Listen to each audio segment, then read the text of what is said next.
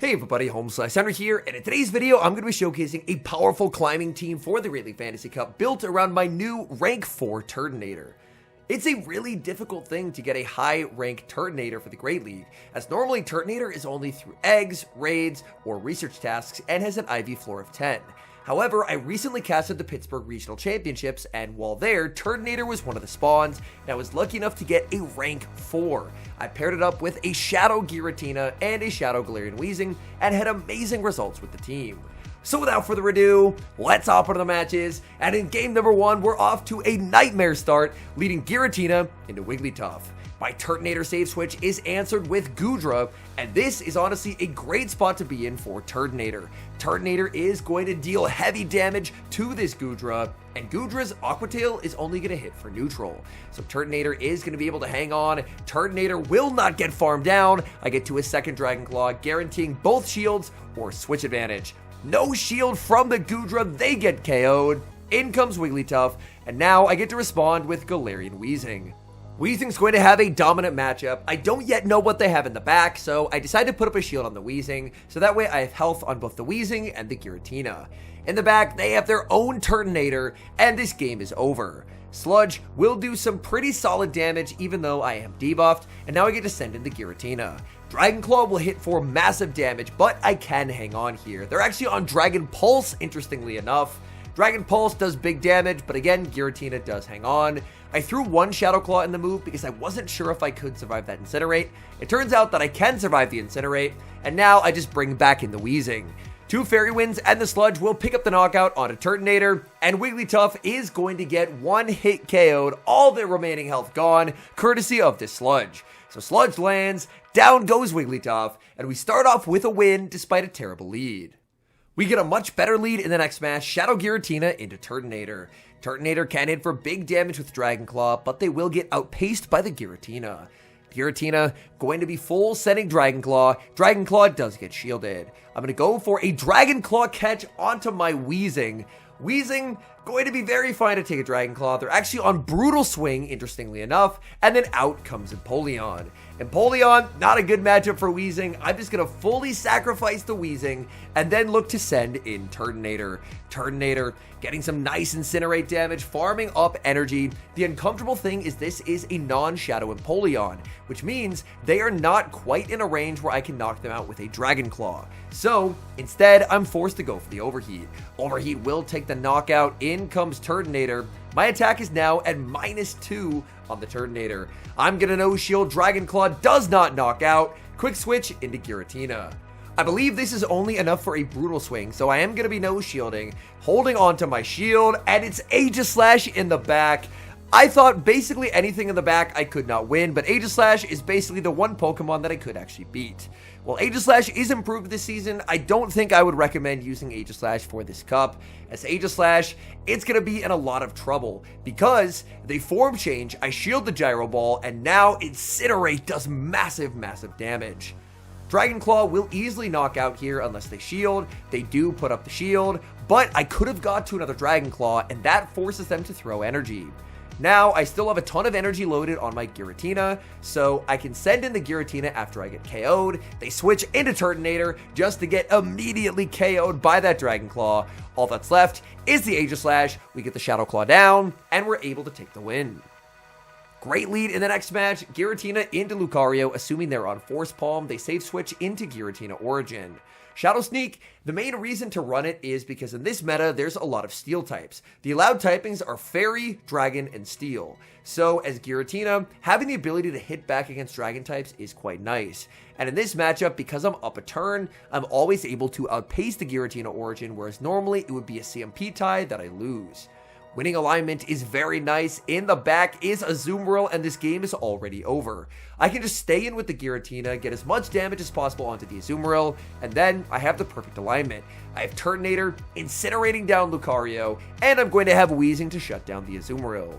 Shadow Sneak after Shadow Sneak connecting into the Azumarill. There is Lucario, and look at the Incinerates go. I'm going to be no-shielding. I trust my Turtonator to survive anything. That's a power-up punch. We definitely survived that. Full farm down from the Turtonator, and my opponent resigns the match. Picking up a bit of a tricky lead in the next match, Giratina into Scizor. I'm going to throw 5, wait a turn, get the catch, and sneak a full Incinerate onto the Turtonator. This is really nice, as now their Scizor is going to be deep into the red HP. Out comes Flygon. Flygon used to be one of the best Pokemon in this meta, but the rework to Dragon Claw, honestly, in my eyes, completely kills Flygon, as Flygon's pacing is just atrocious now. It's very slow to get to moves. It gets the Dragon Claw at the same pacing it gets the Scorching Sands. And one of the most valuable things about playing Flygon was how fast it was able to spam out dragon damage, and unfortunately, it has now lost that. As Giratina, I'm going to be shielding up as they go for the Scorching Sands, and I decide to just throw instantly. I could have overfarmed more, but I really wanted to get this Flygon off the field because I don't want to take a Scorching Sands on my Weezing. I get the full farm down of Scizor. In the back is Azumarill. Weezing absolutely destroys Azumarill, so my opponent will resign the match. Hopping into the next match, looking for the 5-0 set, and it's a good lead. Giratina in a Turtonator, but Empoleon save switch proves to be a little bit tricky as I don't have a strong response. I stay in with the Giratina, tank a Drill Peck, and I will go for the Shadow Sneak. After the Shadow Sneak lands, I can look to send in Turtonator. Turtonator, it looks like I should be able to get a full farm down, and here I actually make a misplay. I should not shield this, because I can survive a Hydro Cannon very comfortably. Hydro Cannon only hits for neutral damage, but I end up prioritizing health on the Turtonator just for it to be an Azumarill, and that mistake has probably lost me this game. I go for the Overheat, just trying to do as much damage as I possibly can, waiting for my opponent to throw energy. They know that I have to throw first, so they just hold on to the energy. We both go over 100. My switch clock's up, and I'm able to reset that Overheat debuff. But this is going to be a very tricky game. I'm waiting down the switch timer, sending in the Weezing. Weezing now going to get pretty close to a Sludge. There's the switch out. In comes Turtonator. Turtonator will take a lot of damage. This is a Shadow Sludge, so Turtonator gets absolutely rocked. Turtonator now approaching Overheat energy. They are 1 off the Overheat, so I'm going to throw 2, switch into Turtonator, and get the CMP sack, catching the Overheat where it's double resisted, but they read me like a book. They threw a Dragon Claw at a Fairy type, and that cost me the game. What a read from my opponent. That is so unfortunate. Weezing, I think I'm just too low. If I can survive 3 bubbles, I could still win the game. In comes the Azumarill. It's going to be close, but we do not survive, and we get a 4-1 set. Hopping into the next match, picking up a bit of a tricky lead, Shadow Giratina into Azumarill. This is a matchup where I'm honestly a little bit ABA weak, as Turtonator doesn't like this matchup either. But Shadow Giratina can survive an Ice Beam. Even if they throw a Play Rough, I believe Giratina can survive that as well, although obviously much less comfortably, because Play Rough gets same type attack bonus. But I'm more than happy to play the zeros as Giratina, look to Fairy Wind down with the Weezing, and then trust that with the Azumarill out of the way, Turtonator is about to destroy. I'm going to be no shielding, very, very comfortable letting Giratina go. In comes Weezing. Opponent is going to save switch into Shadow Scizor, and Turtonator says hello. Turtonator, I decide that I want to protect the HP on this Pokemon. I'm expecting it's going to be valuable. They get the boost, but luckily, they don't get to another move. In comes Turtonator. This is a very greedy Dragon Claw. I'm hoping a Dragon Claw plus an Incinerate will KO. Dragon Claw is double resisted. They survive on fractional HP to make one final charge attack. That's going to be the Ice Beam. That's doing pretty substantial damage to the Turtonator. In the back is going to be a Thunder Fang Steelix. I go for a risky Dragon Claw bait, but it pays off, and now this game is already over, because they're going to get knocked out either by the Overheat from the Turtonator or the Overheat from the Weezing. It's honestly their choice. They choose Overheat from the Turtonator, and that's a good game. We move to the next match, picking up a bit of a tricky lead, Shadow Giratina into Altaria. The good news is with the rework to Dragon Breath actually does not do a lot of damage to Giratina. I farm up to the Dragon Claw, and I'm going for a Shadow Sneak bait. This bait might seem a little bit confusing, but it is definitely intentional. The goal of this bait is because if you bait with the Shadow Sneak, you actually get the Dragon Claw 1 cheaper on your second cycle. And this now means a lot of people may not realize you have the Dragon Claw already, and you can connect it to deal devastating damage. I have to decide shield or switch. I decide to no shield and instead go for the energy advantage on Turtonator because they can't have a Azumarill in the back because then they'd be weak to the Dene. But guess who has a Azumarill in the back? They're making the read that the Dene is not going to be popular, and it pays off in this game as I trusted Turtonator would be strong, and unfortunately that comes back to bite me. Had I played for switch advantage, this would have been a very straightforward game. But unfortunately now I'm in trouble. I decide to no shield. They go for a Dragon Claw that's double resisted. They're going to fire off another charge attack. I really need to be able to bank this Sludge and then get to a move on my Turtonator and Snipe, but Switch Clock comes up. I'm unable to snipe their Turtonator, and now, unfortunately, I don't really have a way of beating the Azumarill. Well, there still might be a chance. If my opponent makes a mistake, I may still be able to find a win con in this game. And that is, after my Turtonator gets KO'd, if they switch into their Turtonator, then I can throw 2 Fairy Winds and the Sludge, and I would be able to get to the back-to-back Sludges that I need to win the game. So I'm going to play for that win con, but they just stay in, as they should, and they take the win. We've got the Battle of Shadows in the next match. Shadow Giratina into Shadow Alolan Dugtrio. Dugtrio is one of the only slappers in this meta, but the slappers in this meta are so frail that Turtonator and Giratina are very fine into them. Here, I'm actually going to catch and sneak, and I shield the Mud Bomb. Might seem odd to shield a catch, but I just wanted the Incinerate Sneak. And with the Incinerate Sneak, they get KO'd, and that's going to be the end of the Mud Slapper. Out comes Azumarill, so that's bad news for Turtonator, but since I caught, the switch timer should be misaligned enough that I should be able to save energy on the Turtonator and pivot out. So I'm going to do just that, but they have a Hydro Pump surprise. That's devastating damage. I save the Turtonator with a ton of energy. In comes Giratina, but Giratina immediately under threat from the Ice Beam. In the back, they have Empoleon, and I'm feeling pretty good about this game. They know they have to let this go. They've already seen Overheat on the Turtonator, and they know that I could get a second Shadow Sneak, so they're forced to throw energy instantly. I'm pretty close to 100 energy on the Turtonator. Now, Dragon Claw will not knock out here, but the important thing is I just need to get this Pokemon into farm down range for my Weezing. So I fire off the back-to-back Dragon Claws. They shield the first, the second one is going to land. In comes Weezing, Fairy Wind goes through, and now I will always outpace the Azumarill when it gets switched in. So in comes the Azumarill, they realize I get to the Sludge, and they will resign the match. Great lead in the next match, Shadow Giratina into Turtonator.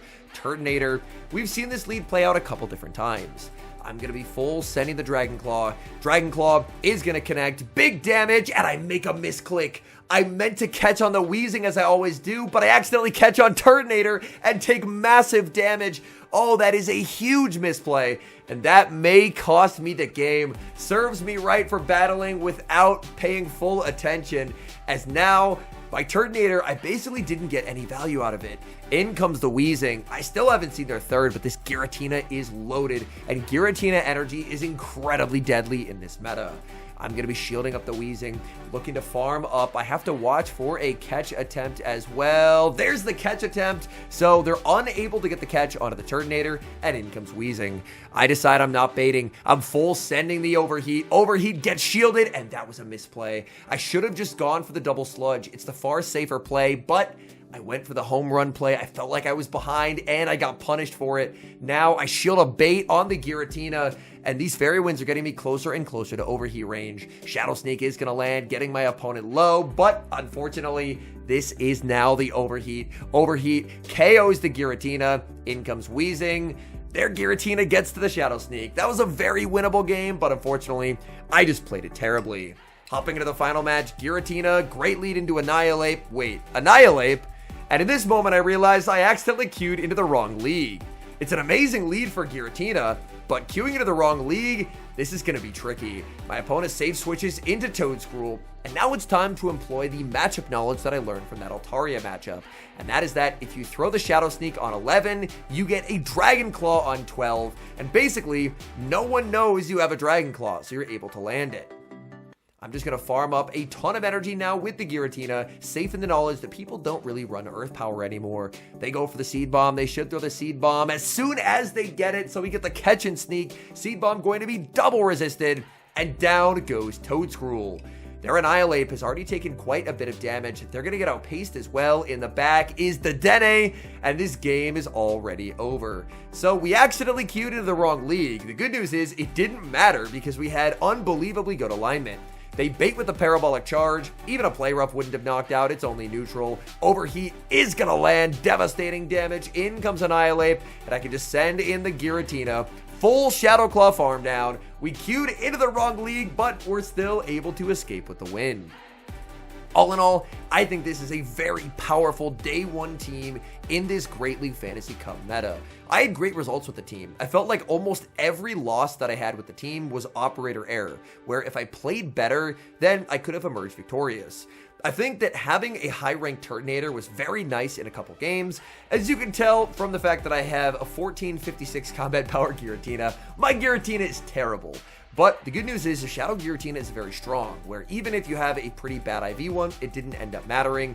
I didn't really feel like there was a scenario where my Giratina almost made a move on 1 HP and didn't, whereas for the Turtonator, there were definitely a few times where the Turtonator was pretty low on health, but the 0, 11, 15 IVs came in clutch. As far as the third, I just think Weezing has a lot of neutral play across the board. I like Weezing for its ability to be very strong into Azumarill, since the first two Pokemon are a little bit softer to Azumarill. Giratina isn't bad there, but it's also not an amazing matchup. And Turtonator, obviously Turtonator, I think it might be the MVP day one of this meta, because outside of Azumarill, its energy really goes everywhere. Especially in that game where there was a Goodra counter swap, and Goodra just really struggled to do damage to the Turtonator, whereas Turtonator was sending out Dragon Claws left and right, and Dragon Claw, now that it does so much damage, is actually exceedingly threatening. So I really like Turtonator. I think Turtonator is a very strong safe swap. I was honestly playing against them a little bit underimpressed with the Mud Slappers. I know this team is pretty weak to Mud Slap across the board, with Giratina being able to beat the Mud Slappers of course being a Shadow Alolan Dugtrio and Shadow Excadrill, and the Fire type being able to beat the Mud Slappers as well. I don't think Mud Slap ends up being too much of an issue. Granted, these could be words that come back to haunt me as the meta develops, but at least on day one, I really liked how this team played, and the Shadow Giratina plus Turtonator core felt strong. Anyways, thank you guys so much for watching. If you enjoy watching content like this, please do consider leaving a like on the video and subscribe to the channel if you haven't. And a special thank you as always to our channel members here on YouTube. The support you guys provide is genuinely so appreciated. So thank you guys oh so very much. And until next time, I've been HomeSliceHenry.